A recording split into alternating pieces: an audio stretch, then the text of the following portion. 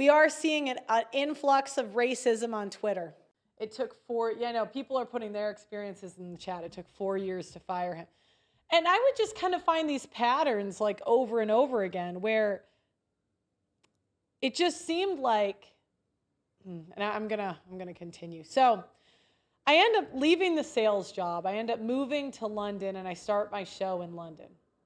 And when I start my show in London, I end up having like probably an 80% black staff. So again, I don't care about race. I don't want to see color. It's not something I really, if somebody's good at their job, why would I not hire them, And it wasn't till about a year and a half into hiring probably 10, 20 black people,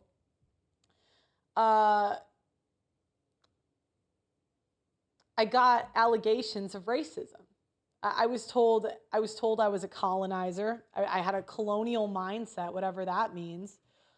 And I had all of these YouTubers I worked with throw me under the bus because I interviewed somebody they disagreed with. Or I said things that they disagreed. These were people that worked with me and I actually would have considered friends. I hung out with them even outside of doing the show. But it was like the first chance they got to, and this was with a almost 100% black staff. They threw the racism allegation at me. And to be honest, guys, when this happened, I was devastated. Like I didn't really talk about it online. And I think I came off really awkward because I just did not see it coming. I remember I was playing volleyball at the time. And what happened was I interviewed this guy that was really controversial. And by the way, I've always said I'll have anyone on the show. And they knew me when I was interviewing 1,000 people that were controversial. Like we would argue, we would debate about stuff. And they basically disagreed with somebody that I had on. And so they end up making like videos about me. And I don't really care about having videos made about me by people I don't know. But it's one thing when like people you interacted with like every day or you spent like a week with make like hit pieces on. Like I don't think anybody understands like the pit in your stomach that drops when somebody does that. Because anyone that knows you personally, they take it as gospel. And this was like a canon event for me. This was like, I can't even put into words how sad I was that this happened. I didn't really care about my reputation. I didn't really care, I already had a bad one doing what I do. But what bothered me was like, these were people that I trusted. One of them I actually let stay in my family's house because we had there's something happened with the studio where he couldn't record and he had to stay an extra day. And so I said, hey, my family has an extra room. You can just stay there so you don't have to book an extra hotel. That's nice. That's actually going out of my way. And maybe I shouldn't. Maybe that was dumb, but I don't know. I just grew up. I grew up like that. Like my family always would let people stay in our extra rooms. Like we housed alcoholics that had needed a place to go. We had like relatives that had issues with alcohol, drugs, or just being young and needed to get on their feet. So not that it was only a day, right? I'm not saying I'm like Mother Teresa or anything, but do you know what it's like to bring somebody into your house and have them make a hit piece? Do you know what that's like? And what they would do is they wouldn't outright say I was racist, but they would allude it so hard that they might as well. I also had a co-host that I did this with for a year and a half. I had one of my staff stole a camera. And what I'm not trying to do is, again, these are generalizations, and not all. There was many of them that did not do this, but I just never had the same experiences with other cultures. And this is just me being honest here. Other cultures, I did not have that same experience.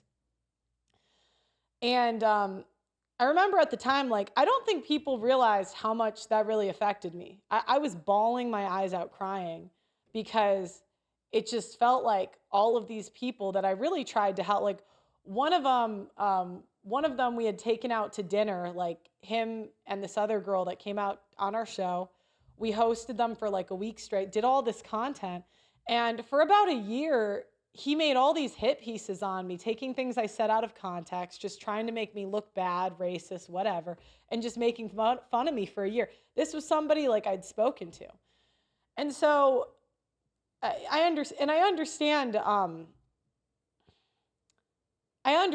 that it's not like these people owed me any loyalty, but I think there's like a basic decency that you kind of expect from people when you go out of your way to be nice to them. And I learned fast that you can't, I'll tell you what.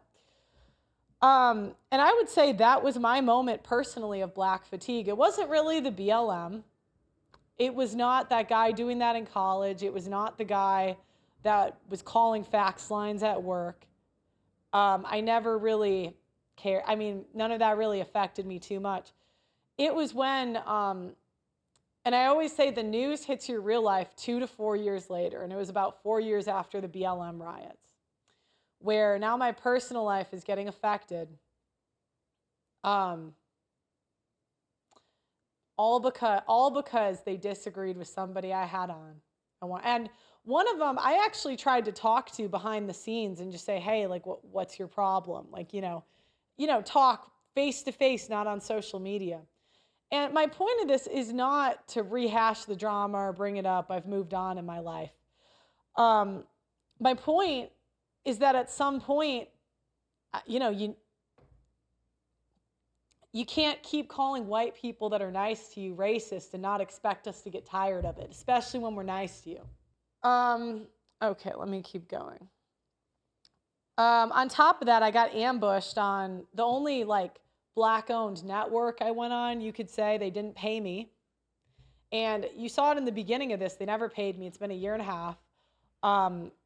And the girl crashed out on me on live, and they're just screaming about how I'm a white woman. And that's what they did. Like, it's like they can scream at you about how you're wrong for being white, privileged, and you know what? I am white privileged. But it's like, but if I notice any patterns, then I'm the bad guy, and that's always how it goes. On top of that, I end up, after these hit pieces have happened to me, it damaged my reputation actually so much that it was very awkward for me in normal life. Like, people don't talk about that aspect of the job, where people might not outright bully you, but when you go to like volleyball and half the team's not talking to you magically after this happens, it's very awkward for you in normal life. And so at some point, white people, we really do get fatigued. We do.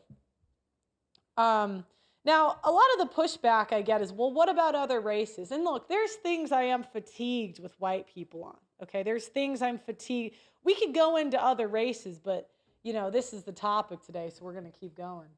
So, I think what just keeps happening is, what I've noticed is with this topic, they really do the same thing they do with women, where they keep gaslighting. And that's kind of what happened for years with white people. They would keep saying that it was, that it was the white people that were racist, and it was the white people that, we had done, we were just attacking them or whatever. But, at some point, I would just say at some point, white people get tired of being abused for being nice.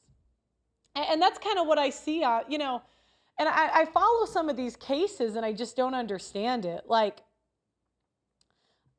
they said that there was a fight that broke out at a track meet. Fights happen at high schools.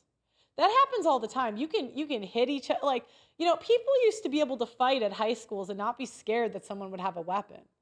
And now, a black kid stabs a white kid and he gets $500,000 raised. Like, what bullshit is that?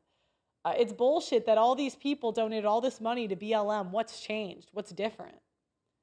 They just keep taking advantage of white people's guilt. Because I would say generally, we're not trying to hurt anybody. We're not trying to even see color, but it's like they just keep milking this and milking it. And at some point, we get tired. You can tell me if he's on. I know he wanted to give his 2 cents today. Okay, no problem. fatigue. Sorry. Black fatigue. So I don't know, and this isn't, and I'd like to say, it's not like you think as a white person. I'll bring them on in a second. It's not like you think that all black people, there's stuff I love about black people, and I really do, and I'd like to make that very clear, there is. But it's just at a certain point, you guys can't keep calling us racist over everything. I actually have a chart I made of how racism starts, and we're gonna do it in a second. You can bring it up, but So when you sit back down, I'll get up. Does that make sense? Yeah. Okay. So, and it's not like. I'd like to be clear. There are things I love about black people. There are. Here we go. I think they have a better sense of humor than white people. I think they're more fun. Like if I do street interviews, if I interview a white person, it's like a boring answer. But if I interview a black person, I mean, they're a ton of fun. They're better at sports. I love freestyling with black people. I went to a cookout once in the hood, and it was a lot of fun. I had a great time. I got MVP of kickball. They have the lowest suicide rate. They do kill each other a lot, but they do have the lowest suicide rate, and I do respect that. Like white people, we just off, but it's like they're like, if I'm gonna go out, I'm gonna go out in like a shootout. Like I'm not taking myself out. But it's just like at some point, you guys can't keep calling us racist all the time and just expecting us to just take it. No, it's not like. Hello, Pearl, big fan. I have a question unrelated to today's topic, maybe for some other days, but I would love to know who are your female role models, if any. Let me do my chart, and then I'll bring on Doug. I do have the flowchart of racism. Now, you may be asking yourself, how does racism happen?